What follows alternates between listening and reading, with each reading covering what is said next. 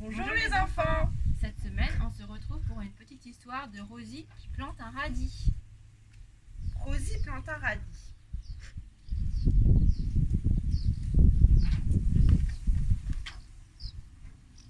Rosie adore les radis. Si je pouvais faire un vœu, dit Rosie, j'aimerais avoir autant de radis que je peux en manger. Pourquoi ne plantes-tu pas des graines demande le ver de terre. Rosie achète un paquet de graines de radis. Quelle déception lorsqu'elle ouvre le paquet.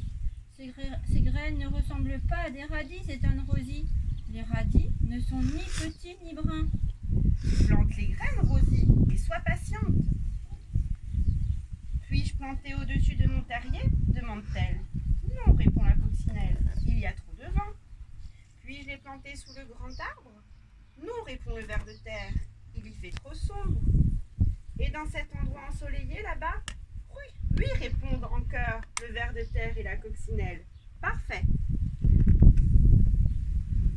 Rosie défriche et désherbe le terrain pour y installer un carré de radis. Puis, elle creuse de petits trous. Elle dépose une graine dans chaque trou. Puis, elle recouvre les graines et les arrose. Rosie a planté ses graines juste au bon endroit. Pendant 2 jours, Rosie observe son carré et attend que les radis poussent. Je savais bien que ça ne marcherait pas, dit-elle tristement. Mais le lendemain, la coccinelle annonce. Les radis poussent, Rosie. Viens voir. Les graines ont éclaté. Une petite pousse sort de terre, tandis que les racines s'allongent. Dit Rosie, ça ne ressemble pas à des radis. Les radis ne sont ni verts ni petits. Le lendemain, le soleil brille. Il réchauffe la terre, il réchauffe Rosie.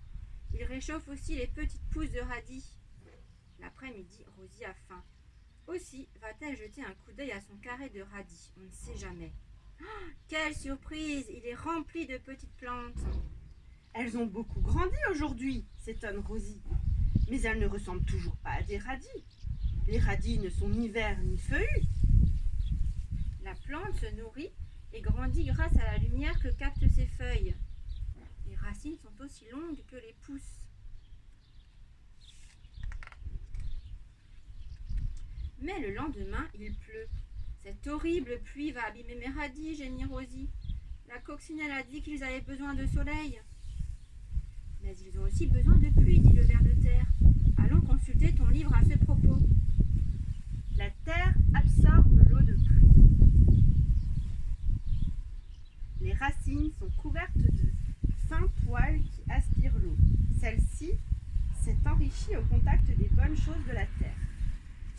Ces racines ne ressemblent pas à des radis, dit Rosie, d'un air maussade. Les radis ne sont ni longs ni poilus. Rosie va voir ses radis tous les jours. Elle désherbe le carré et l'arrose.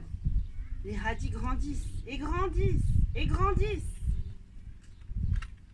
Et dans le sol, les radis deviennent plus gros.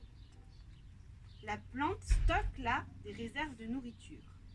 Plus ronds Il a l'air bon. et plus rouges. Il est presque mûr maintenant. Est-ce qu'il ressemble déjà à des radis demande Rosie. Regarde Rosie, dit la coccinelle. Alors Rosie tire, et tire, et tire, et arrache un radis. Ça ressemble à un radis maintenant, dit Rosie. Et ça a aussi le goût d'un radis. Si Rosie laisse pousser quelques plantes plus longtemps, celles-ci fleuriront et produiront des graines. De nouveaux radis pourront pousser. Et l'histoire est terminée. Au revoir les enfants.